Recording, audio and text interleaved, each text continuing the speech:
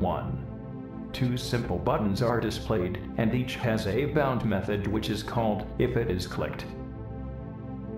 2. Here we do the imports. Box layout organizes the widgets either vertically or horizontally.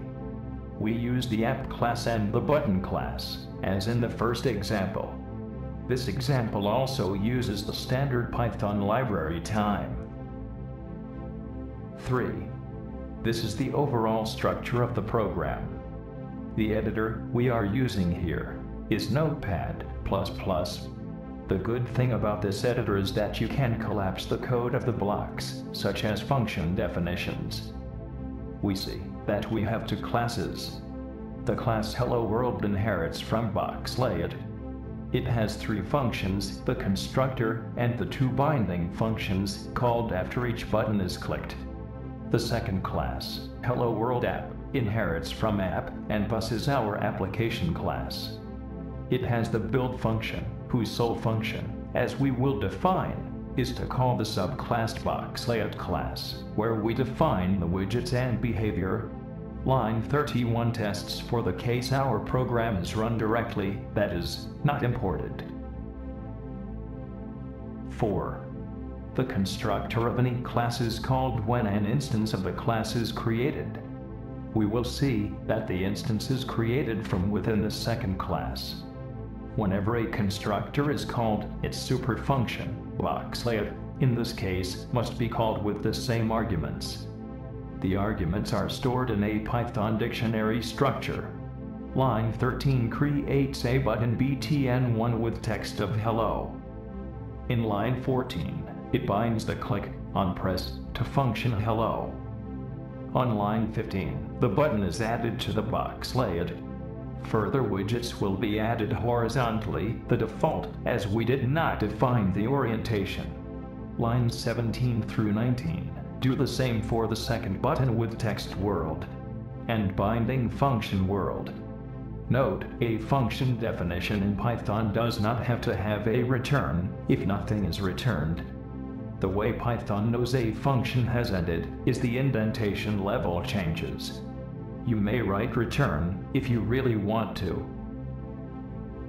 5. The two bound functions are then found in the first class. These merely print hello, or world, as well as the time. The ctime function in time module is used to write a string. The %s inside the quotes is a string placeholder which will get the value after the rightmost % symbol. 6. Here is the second class, and its only function. This class inherits from app, so it is our application subclass. It then overwrites the build function of the app class and returns with instance to first class. Thus, now the constructor is called initializing the widgets and binding behaviors. 7. This is the main code. It is possible not to test this condition, since we know the program is going to be run directly anyway. However, with this, it is easier to see where is our main block. In Python, explicit is better. If we did not have the condition, the block will not be indented and will not stand out. In this block, the app subclass is initiated.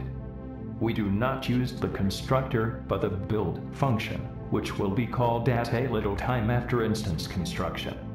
A variable, myApp, is created to point to the application. This way we can inquire about its name.